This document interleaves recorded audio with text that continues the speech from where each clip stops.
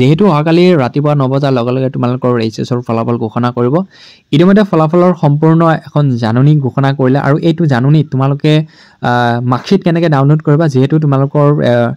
PDF ফৰমেটত তোমালোকক কি কৰা হ'ব ৰিজাল্টটো ঘোষণা কৰিব আৰু কোনো ধৰণৰ মাৰ্কশিট দিয়া নহয় এই মাৰ্কশিটৰ জৰিয়তে কিন্তু তোমালোকে এই যোনটো মাৰ্কশিট আহিব এই মাৰ্কশিটৰ জৰিয়তে কিন্তু তোমালোকে এডমিশন কৰিব লাগিব সো মাৰ্কশিটটো কেনেকুৱা ধৰণৰ হ'ব আৰু কোন কেইটা ৱেবছাইটত তোমালোকৰ ৰিজাল্টটো অতি সোনকালে উপলব্ধ হ'ব বা তোমালোকে অতি সোনকালে চাব পাৰিবা যেহেতু বহুত ছাত্ৰ-ছাত্ৰী বা বহুত অভিভাৱকে কিন্তু হয়তো বহুত ৱেবছাইট সাৰ্চ কৰিব সো বহুত ৱেবছাইট কিন্তু অহাকালি সাৰ্ভাৰ ইস্যু দেখা যাব বা সেই ৱেবছাইট কেইটা কাম কৰা বন্ধ হৈ থাকিব সো এই ভিডিঅ'ৰ একেলগে জানিব পাৰিবা যে কোন কেইটা ৱেবছাইটৰ জৰিয়তে তোমালোকে অতি সোনকালে নিজৰ ৰিজাল্টটো চাব পাৰিবা সো ইয়াতে ধুনীয়াকৈ কোৱা হৈছে যে এইবাৰৰ ফলাফল কিন্তু তোমালোকৰ PDF ফৰমেটৰ জৰিয়তে প্ৰকাশ পাব যিসকল কেণ্ডিডেট অলৰেডি উত্তীৰ্ণ হৈছে তেওঁলোকৰ যোনবোৰ ৰিজাল্ট হয় ইতিমধ্যে সাৰ্ভাৰত হয়তো উপলব্ধ কৰাই দিছে সেই কাৰণে কিন্তু ৱেবছাইটটো 2 দিনমান মেইনটেনেন্সত আছিলে কাম কৰা বন্ধ আছিলে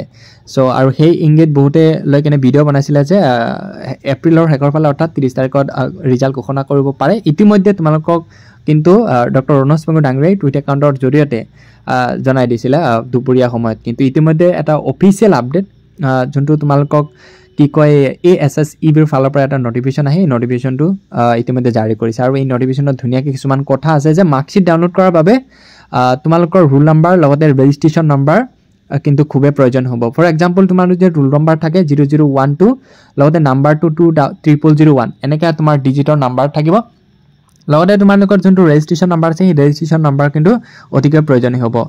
সো তোমালোকৰ এডমিট কাৰ্ডতে তোমালোকৰ এই তিনিটা বস্তু থাকে ৰুল থাকে নাম্বাৰ থাকে আৰু ৰেজিষ্ট্ৰেশ্যন নাম্বাৰ থাকে সো মাৰ্কশিটটো যদি তোমালোকে ডাউনলোড কৰিব বিচৰা তেনেহ'লে এইকেইটা ৱেবছাইটত তোমালোকে মাৰ্কশিটবোৰ ডাউনলোড কৰিব পাৰিবা লগতে তোমালোকৰ নিজৰ ৰিজাল্টটো চাব পাৰিবা প্ৰথমটো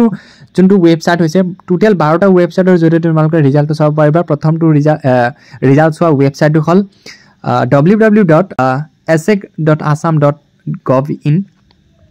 2 নম্বৰটো হ'ল www.assamresult.in তাৰ পিছত assamjobalert.com তাৰ পিছত www.indiaresult.com তাৰ পিছত www.school9.com তাৰ পিছত 6 নম্বৰটো আছে www.result.shiksha তাৰ পিছত 7 নম্বৰটো হ'ল www.iresult.in তাৰ পিছত jresult.net তাৰ পিছত www.vidyavision.com তাৰ পিছত www.jagronjuice.com তোমালোকে চাব পাৰিবা তাৰ পিছত www.ndtv.com তোমালোকে চাব পাৰিবা তাৰ পিছত 12 নম্বৰ যোনটো লিংক আছে indiaexpress.com এই কেইটা ৱেবছাইটৰ জৰিয়তে তোমালোকৰ অহাকালি যোনটো এইচএছৰ ৰিজাল্ট ঘোষণা কৰিব সো এই ৰিজাল্টটো তোমালোকে চাব পাৰিবা মংগল হওক সকলোৰে ৰিজাল্ট যাতে ভাল হওক আৰু যোনসকল ছাত্ৰ-ছাত্ৰী অলপ তোমালোকৰ বেয়া হ'ব সো তোমালোকে ভাঙি নপৰিবা তোমালোকেও কি কৰিব পাৰিবা আকৌ এক্সাম দিব পাৰিবা সো সেই বন্ধুসকল 30 এপ্ৰিলত অৰ্থাৎ অহাকালি যেহেতু 9 বজাৰ লগে লগে তোমালোকৰ ৰিজাল্টটো ঘোষণা কৰিব আৰু তোমালোকে অনলাইন যোগে চাব পাৰিবা আৰু তোমালোকে মাৰ্কশিটটো যাতে কি কৰা ডাউনলোড কৰি ৰাখা যেহেতু এই মাৰ্কশিটৰ জৰিয়তে কিন্তু তোমালোকে এডমিশন কৰিব লাগিব সেই কাৰণে এই নোটিছত আগতীয়াকৈ জনাই দিছে যে কোনো ছাত্ৰ-ছাত্ৰীসকলে যাতে কি নকৰে এই মাৰ্কশিটটো ডাউনলোড কৰি কিনে আকৌ ডিলিট কৰি নিদিয়ে যাতে এডমিশনৰ ক্ষেত্ৰত কোনো ইম্পেক্ট নপৰে সো ইমান এটা সৰু ভিডিঅ' আছিলে পাৰিলে মই অহাকালি লাইভত যাই কিনে তোমালোকৰ ৰিজাল্টটো দেখাই দিবলৈ চেষ্টা কৰিম সো যোনসকল ছাত্ৰ-ছাত্ৰী ভাবা যে আমাৰ ৰিজাল্টটো চাই দিব লাগে যদি সাৰ্ভাৰ ইস্যু থাকে নিশ্চয় মই লাইভত গৈ কিনে তোমালোকৰ ৰিজাল্ট চেক কৰাই দিবলৈ মই চেষ্টা কৰিম সো তাৰ কাৰণে তোমালোকে ডেসক্ৰিপচনত এখন হোৱাটছএপ গ্ৰুপ আছে লগতে টেলিগ্ৰাম চেনেলৰ লিংক আছে তাতে তোমালোকে কি কৰিবা কানেক্ট হৈ থাকিবা যাতে তোমালোকে যিকোনো প্ৰশ্ন মোক সুধিব পাৰা ধন্যবাদ